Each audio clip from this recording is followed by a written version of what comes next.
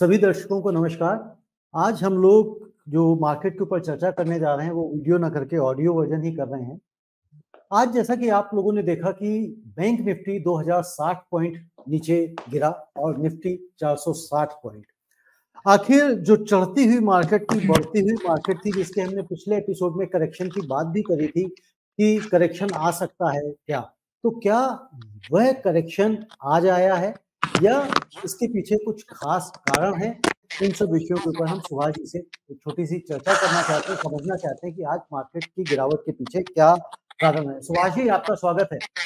हाँ जी, रविंदर जी बहुत-बहुत धन्यवाद। मेरे सभी व्यूअर्स को भी बहुत-बहुत धन्यवाद जो मेरे कमेंट्स को सुनते हैं। जी देखिए, आज रविंदर जी जी। सारा इंडेक्स गिरा है। हम्म सेंसेक्स अपना 1628 पॉइंट गिरा है, जो कि हम्म 2.2% बनता है। निफ्टी 50 460 पॉइंट गिरा है, जो 2.06% है। मेन निफ्टी बैंक गिरा है 2061 पॉइंट, जो जी 4% सर। से ज्यादा गिरा है। हाँ, 4.25% है। हाँ जी, 4.25%। और निफ्टी मिड कैप ये 516 पॉइंट गिरा है, ये 1.2% के करीब बनता है। जी। तो आप देखेंगे निफ्टी 50 भी है ना, हालांकि हम्म 2% के राउंड गिरा है, लेकिन वो भी इतना फॉल एक दिन के अंदर 24 फरवरी 2022 से सबसे बड़ा हम्म फॉल है ना? सबसे बड़ा फॉल है, बिल्कुल। हाँ, और आज हम देखेंगे सारे सेक्टर गिरे हैं एक्सेप्ट आईटी। हम्म ये मतलब खास बात क्या थी, एक्सेप्ट आईटी सारे सेक्टर गिरे हैं। अब इसके जी पीछे कारण क्या-क्या है वो मैं आपको सब थोड़े से सरल शब्दों में समझाता हूँ। जी। क्या है, मार्केट में तेजी चल रही थी। हर कोई डोमेस्टिक इंस्टीट्यूशंस, एफपीआईज, इंडिविजुअल इन्वेस्टर सब तेजी में थे, सब हम्म प्लस कर रहे थे। तो एक ये सिचुएशन बनती है when everybody is a buyer, तो उसको हम थोड़ा हम्म कहते हैं ओवर बोट पोजीशन। हम्म और दूसरी भाषा में हम ये कहते हैं कि मार्केट एक्सपेंसिव हो गया था, वैल्यूएशन वर एक्सपेंसिव। जी। तो एक प्रॉफिट बुकिंग ड्यू थी मार्केट के अंदर। ओके। हम्म ठीक है जी। और जी जी। ये इसके पीछे जो कारण है वो मैं कारण समझा देता हूँ। एक तो जैसे एचडीएफसी बैंक के रिजल्ट आए, हम्म रिजल्ट में फिगर जो थी वो कोई ऐसा नहीं थी कि जो एक्सपेक्टेड से कम थे, वो नॉर्मली थी, मतलब एक्सपेक्टेशंस के हिसाब से। लेकिन जी उसमें एक खास बात ये थी कि इनका जो निम था ना, एनआईएम, नेट जी। इंटरेस्ट मार्जिन, जिस हम्म रेट पे डिपॉजिट होता है और जिस रेट पे लेंडिंग करते हैं, वो मार्जिन जी। कम हो रहा है। हम्म तो वो प्रॉफिट जो है ना, सीक्वेंशियल प्रॉफिट जो है, year to quarter to quarter, वो फ्लैट जा रहा था। इसका ओके। मतलब इस बैंकिंग सेक्टर के अंदर करेक्शन ड्यू थी। और ओके। तो इसलिए सारे बैंकिंग के शेयर टूटे हैं। आईसीआईसीआई हम्म 2.4% घटा, एक्सिस बैंक 2.84% घटा, कोटक बैंक 3% घटा। ऐसे सारे बैंकों के शेयर घटे हैं ऑलमोस्ट। बिल्कुल ठीक कह रहे और हैं। हाँ, इसके पीछे भी और क्या कारण है। फेड रिजर्व ने पीछे, गवर्नर ने वहां पे इंडिकेशन दिया था, जो पहले कह रहे थे ना कि मार्च तक हम इंटरेस्ट रेट रिड्यूस कर देंगे। जी। वहां इन्फ्लेशन अभी इतना घटा नहीं है, थोड़ा वापस बढ़ गया। तो हम्म इसलिए और वो थोड़ा सा वहां पे बॉन्ड के यील्ड भी बढ़ गए और डॉलर इंडेक्स भी बढ़ गया। तो ये जी। सब चीजें जो है ना, इससे ये साबित हो रहा है कि इंटरेस्ट रेट अभी घट नहीं सकते जल्दी, लग ही रहा है। जो कि ओके। 79% चांसेस थे इंटरेस्ट रेट जल्दी घटने के, वो अब हम्म 59% चांसेस रह गए। बिल्कुल ठीक है। ठीक है जी।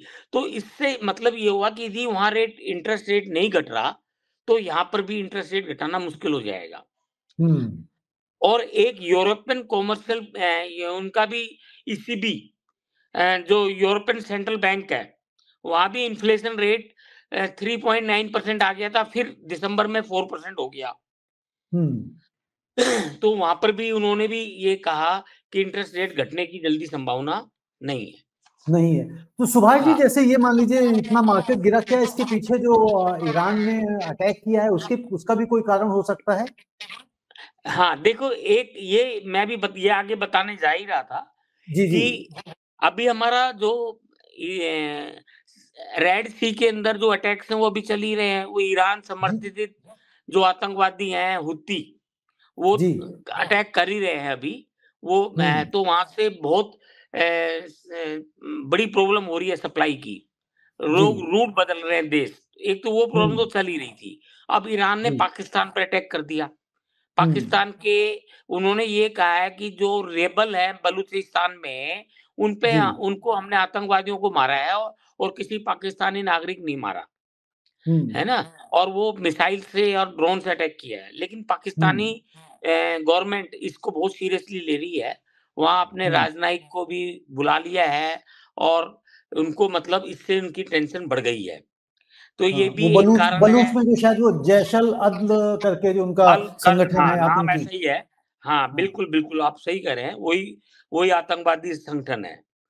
ठीक है जी? और जी। इससे इंटरनेशनल मार्केट भी जैसे हांगकांग हैंग सेंग 3.68% गिरा आज। हम्म।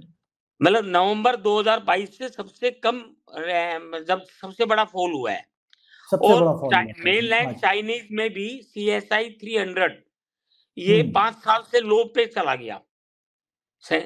और शंघाई और शेंजन का जो इंडेक्स है, जो लार्जेस्ट कंपनी का इंडेक्स है, वो भी जी। 2.18% गिरा है। हम्म। और ऑयल भी जो है वो भी घटा है इस डॉलर स्ट्रांग होने से। जी। ठीक है ना जी? जी। तो सुभाष मतलब जी, क्या आप जो है हम जी, तो सुभाष जी, हम्म, क्या कल हम फिर इसको गिरता हुआ देखेंगे, या कल कुछ चांसेस हैं कि वापस अब सुधार आए? क्योंकि अगर हम अभी देखिए देखें, जैसे अमेरिकन मार्केट्स हैं, वो अभी लाल में ही हैं। नेस्डेक जैसे हाँ 145 पॉइंट माइनस है, डो जोन्स जो है 21 पॉइंट माइनस चल रहा है, और जो सिंगापुर हाँ निफ्टी है वो 6:30 बजे के बाद और गिर गया है। हाँ, तो मैं समझता हूँ 21,100 21,200 should be the support level. यहाँ तक मार्केट ओके। गिरना चाहिए और ये अच्छा, यहाँ से बाइंग बनती है। 21,200 निफ्टी जब तक अगर मार्केट आ जाए तो यहाँ से 21,200 बाइंग बनती है। आ जाएगा, वहाँ अच्छी बाइंग बनती है। ओके। तो यानी कि जो इन्वेस्टर्स हैं वो 21,200 तक का वेट करें कि अगर मार्केट गिरता है यहाँ तक हाँ, तो अभी वहां से बाइंग दोबारा से 21,571 करें। है, अभी 21,571 है, तो जी। 2% डेढ़ 2% मार्केट और गिरना चाहिए और फिर ओके। बाइंग बनेगी। तो वहाँ पे फिर बाइंग फंडामेंटल बनेगी। बाइंग बनती है। हम्म। तो यानी कि कल जो हमारी एक्सपायरी, निफ्टी की एक्सपायरी है, वो हम 21,300 के आसपास देख सकते हैं, या उससे नीचे जा सकते हैं? 21,200 21,300 आ जानी चाहिए मेरे ख्याल आ में। जाए, आ जानी और चाहिए। आप फ्राइडे को मार्केट में बाइंग कर सकते हो या फ्राइडे, कल भी अच्छा। आप ज्यादा टूट जाए 21,200 हम्म। वाले वो मिल जाए किसी वजह से, तो वहां बाइंग ओके। कर सकते ओके, कल अगर 21,200 तक जाती है तो फिर बाइंग एक बार फिर से बनती है। तो यानी कि अभी कोई मार्केट में बहुत बड़ा कोई खतरा उस तरह का नहीं दिखाई दे रहा है। हो। नहीं नहीं नहीं नहीं, बहुत बड़ा खतरा कोई नहीं है। इंडियन मार्केट के रिजल्ट सही है और इंडियन इकोनॉमी में तेजी संभव है, बहुत तेजी आनी है। तो मतलब लेकिन ये टेम्परेरी प्रॉफिट बुकिंग कह लीजिए, ये टेम्परेरी उम्मीद थी कि मार्केट नीचे आएगा जी। और वो नीचे आ रहा है। तो ये जो थोड़ा बहुत एक्सपेंसिव लग रहा था वो थोड़ा करेक्ट हो गया है और जी, सारा हमने लास्ट इतने वीक जब सारे फ्राइडे को चर्चा इंटरनेशनल करी थी तब यही बात हम लोग कर रहे थे कि भाई मार्केट में करेक्शन छोटा मोटा बनता है। बनता है और हाँ। ये करेक्शन से तेजी निकलती है। करेक्शन जब अच्छा, आता इस है ना। करेक्शन से तेजी बनती है। हाँ जी, हाँ जी। तो क्या सुभाष जी, हम जैसे एक लास्ट क्वेश्चन कर रहा हूँ आपसे कि क्या हुँ। जैसे हम 22,000 टच कर गए हैं, मतलब क्रॉस कर गए हैं, नॉट टच कर गए हैं, तो क्या हम 23,000 हम इलेक्शन से पहले देख पाएंगे, या हम इलेक्शन के बाद ही देखेंगे ये? देखो जैसे 21,200 पे बाइंग रहेगी तो ये रेंज बाउंड मार्केट रहेगा। ये 22,000 पे फिर करेक्शन आएगी, फिर हो सकता है 500-600 तक फिर तेजी लगे, फिर 22,500 तक हम कहेंगे रेंज है। तो ये महीने के एंड तक 22,500 मतलब इसके फरवरी ये बजट तक 21,500 और 22,000 के बीच में मार्केट रहना चाहिए। अच्छा, हाँ, एक ये बड़ा इवेंट बजट भी तो है, बजट के बाद तो 22,000 बिल्कुल ठीक है। हाँ, वापस धन्यवाद 22,000 आ सुभाष जाना जी, चाहिए। बड़ी क्रिस्प जानकारी रही और मैं समझता हूँ दर्शक जो हमारे इन्वेस्टर्स हैं, निवेशक हैं, जो देख रहे हैं और जो निवेश करने का फैसला लेते हैं, तो अपनी बड़ी सोच समझ से निवेश करेंगे। धन्यवाद सुभाष जी, आपका बहुत-बहुत। ओके जी, नरविंदर जी, सबको धन्यवाद दर्शकों, मेरा। आपके भी कोई प्रश्न है तो आप हमेशा की तरह पूछ सकते हैं और उसके जवाब हम सुभाष जी से लेते हैं। धन्यवाद।